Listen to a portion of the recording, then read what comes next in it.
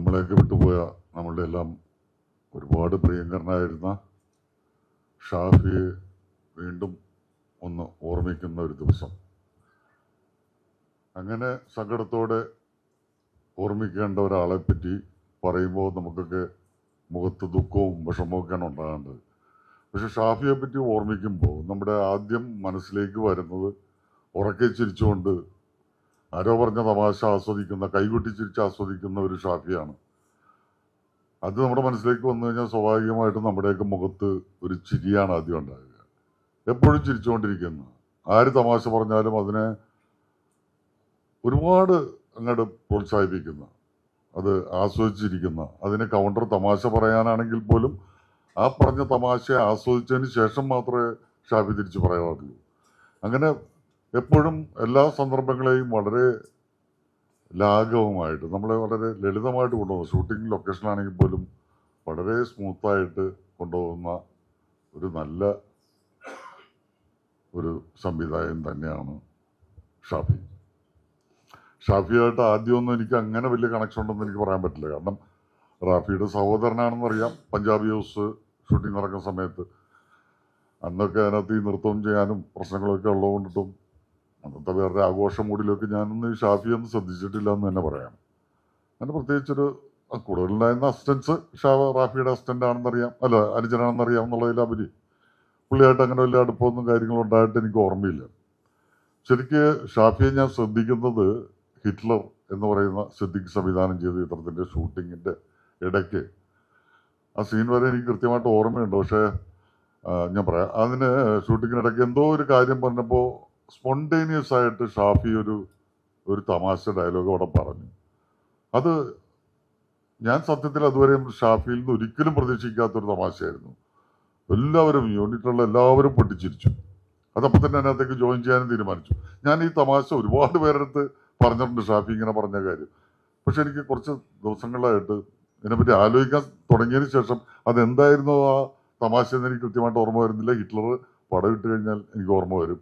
അങ്ങനെ ആ ഒരു തമാശ പറഞ്ഞതിനകത്ത് ഒന്ന് ക്ലിക്കായിട്ടാണ് ഞാനത് വൈകിട്ട് റൂമിൽ ചെന്നപ്പോൾ സിദ്ദിഖിൻ്റെ അടുത്ത് ചോദിച്ചു, സിദ്ദിഖ് ഈ ഷാഫി ആള് കൊള്ളാമല്ലോ എന്ന് പറഞ്ഞപ്പോൾ സിദ്ദിഖ് പറഞ്ഞു, ആടോ അവൻ എടുക്കാനാണ് എനിക്കറിയാം, എനിക്കറിയില്ല മിമിക്രി നടത്തുന്നതാണ്. അവനാ നല്ല നല്ല സെൻസാണ്. വീട്ടിൽ അവൻ ഓരോ തമാശ കാര്യങ്ങൾ സംസാരിക്കുമ്പോൾ അതിനകത്ത് സ്പോണ്ടേനിയസ് ആയിട്ട് തമാശ പറയുന്ന കാര്യത്തിലൊക്കെ മിടുക്കനായിട്ടുള്ള ആളാണ്. ആ ഒരു സ്ഥലത്തുനിന്ന് പോലെ തന്നെ നമ്മൾ ഈ ഷാഫിയിലേക്കൊരു ശ്രദ്ധ മുന്നോട്ട് പോയിട്ടുണ്ടായിരുന്നു. പിന്നെ അതിനുശേഷം തെങ്കാശിപ്പട്ടണം അങ്ങനെ പടങ്ങളൊക്കെ കഴിഞ്ഞു. പിന്നെ തെങ്കാശിപ്പട്ടണത്തിന് ഷൂട്ടിംഗ് നടക്കുന്ന സമയത്താണെന്ന് തോന്നുന്നു ഗിരീഷ് വൈക്കമാണ് ഇങ്ങനെ ഒരു പ്രോജക്റ്റുമായിട്ട് വരുന്നത്. ഷാഫി സംവിധാനം ചെയ്യുന്നൊരു ചിത്രം, റാഫി മെക്കാട്ടിൽ സ്ക്രിപ്റ്റ് എഴുതുന്നു. അങ്ങനെയാണ് ഈ വൺ മാൻ ഷോ എന്ന് പറയുന്ന ആ സിനിമ ഉണ്ടാകുന്നത്. ആ ലൊക്കേഷനിലും ഈ പറഞ്ഞ പോലെ അതിൻ്റെ പ്രൊഡ്യൂസർ ഗിരീഷ് ആയതുകൊണ്ട് എനിക്ക് പ്രത്യേകിച്ച് ടെൻഷനൊന്നുമില്ല. കാര്യങ്ങളൊക്കെ ഇങ്ങനെ ഹാപ്പി ആയിട്ട് അങ്ങോട്ട് പോയി. പക്ഷെ അതിനുശേഷം ഞാൻ കല്യാണരാമൻ എന്ന് പറയുന്ന ഞാൻ പ്രൊഡ്യൂസ് ചെയ്യുന്ന ചിത്രത്തിൻ്റെ ഷൂട്ടിംഗ് സമയത്ത് വെച്ചാണ്.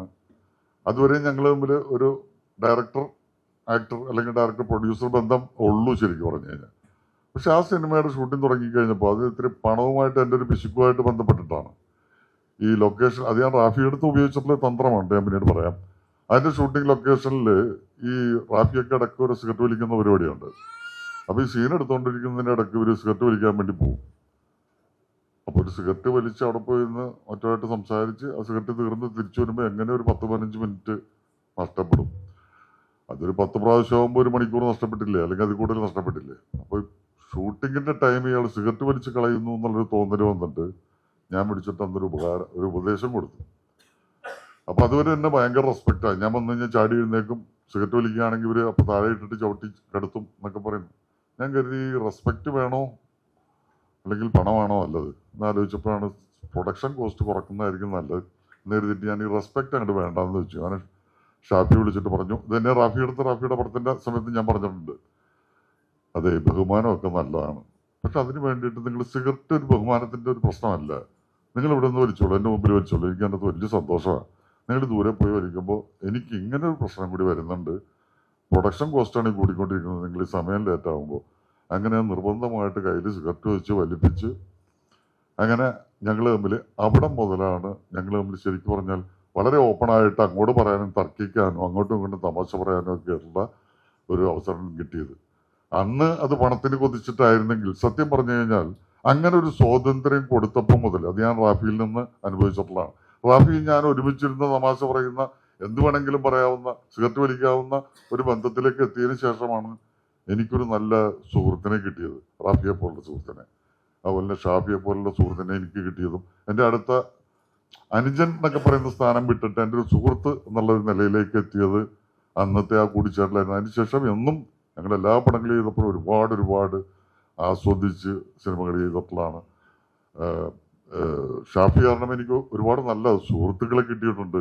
പ്രത്യേകിച്ച് ബെന്നി പി നായരമ്പലത്തിനെ പോലെ ഒരു നല്ല സുഹൃത്ത്, എല്ലാം സ്വീകരിക്കാൻ മനസ്സുള്ള നല്ല സുഹൃത്ത്. സച്ചിയൊക്കെ എനിക്ക് ഷാഫി വഴിയായിട്ട് കിട്ടിയിട്ടുള്ള ഒരു സുഹൃത്തായിരുന്നു. അങ്ങനെ ഒരുപാട് നേട്ടങ്ങൾ. പിന്നെ സിനിമ എന്നുള്ള കാര്യത്തിലും കല്യാണരാമനും അതുപോലുള്ള സിനിമകളും ഒക്കെ എനിക്ക് ഉണ്ടാക്കി തന്നിട്ടുള്ള തൊമ്മനും മക്കളൊക്കെ ഉണ്ടാക്കി സാമ്പത്തിക ലാഭം, എനിക്ക് സിനിമയിൽ അഭിനയത്തിലുള്ള എൻ്റെ സ്ഥാനം, അതുപോലെ പ്രൊഡ്യൂസർ എന്നുള്ള നിലക്കുള്ള എൻ്റെ ഒരു സ്ഥാനം, അങ്ങനെ എല്ലാ കാര്യത്തിലും എൻ്റെ ജീവിതത്തിൽ വലിയൊരു പങ്ക് വഹിച്ചിട്ടുള്ള ഒരു വ്യക്തി തന്നെയാണ് ഷാഫി. ഷാഫിയെ നന്ദിയോടെ ഞാൻ ഓർക്കുന്നു. ഷാഫിയുടെ ആത്മാവിന് വീണ്ടും ഒരിക്കൽ കൂടി ആത്മശാന്തിക്കായി പ്രാർത്ഥിക്കുന്നു. അവാർഡ് നേടിയ ജിതിനല്ലേ, സോറി പേര് മറന്നുപോയി. ഇപ്പോഴത്തെ ഡയറക്ടേഴ്സിൻ്റെയൊക്കെ പേര് മൊത്തം കൺഫ്യൂഷനാണ്. ആരുടെ മുഖങ്ങളില്ലാത്തതുകൊണ്ട് മറ്റേ നമുക്ക് 5 പേരെ ഓർത്താൽ മതിയായിരുന്നു, 50 പേരെ ഓർത്ത് നോക്കണേ. അപ്പം അതിൻ്റെ ആയിട്ടുള്ള പ്രശ്നങ്ങളുണ്ട്. ജിതിൻ്റെ പടം ഞാൻ കണ്ടതാണ്, കളങ്ങാവല്. വളരെ നല്ല രസകരമായിട്ടുള്ള സിനിമയായിരുന്നു. അദ്ദേഹത്തിൻ്റെ ആ സിനിമയ്ക്ക് തന്നെ ഷാഫിയുടെ ഓർമ്മയ്ക്കുള്ള ഈ പുരസ്കാരം ലഭിക്കുന്നു എന്നറിഞ്ഞതിൽ ഒരുപാട് സന്തോഷമുണ്ട്. എല്ലാവർക്കും നല്ലത് വരട്ടെ, നന്മ വരട്ടെ. Thank you. ഹോം അപ്ലയൻസ് വാങ്ങാൻ ഒരിടത്ത്, ക്രോക്കറി വാങ്ങാൻ വേറൊരിടത്ത്, ഗാഡ്ജറ്റ്സ് വാങ്ങാൻ വേറെ എവിടെയോ ഒരിടത്ത്. അതെ, എന്തിനിങ്ങനെ പലയിടത്ത് ഓടണം? മൈജി ഫ്യൂച്ചർ ഉണ്ടല്ലോ. മൊബൈൽ ഫോൺ മുതൽ ഹോം അപ്ലയൻസസ് വരെ എല്ലാം ഒരിടത്ത്, ഏറ്റവും കുറഞ്ഞ EMI. അങ്ങനെയാണെങ്കിൽ ഏറ്റവും കുറഞ്ഞ വില. ആഹാ, എന്നാ ഏറ്റവും കൂടുതൽ ഓഫറുകൾ. MyG future, experience the next. MyG ആണ് ഫ്യൂച്ചർ.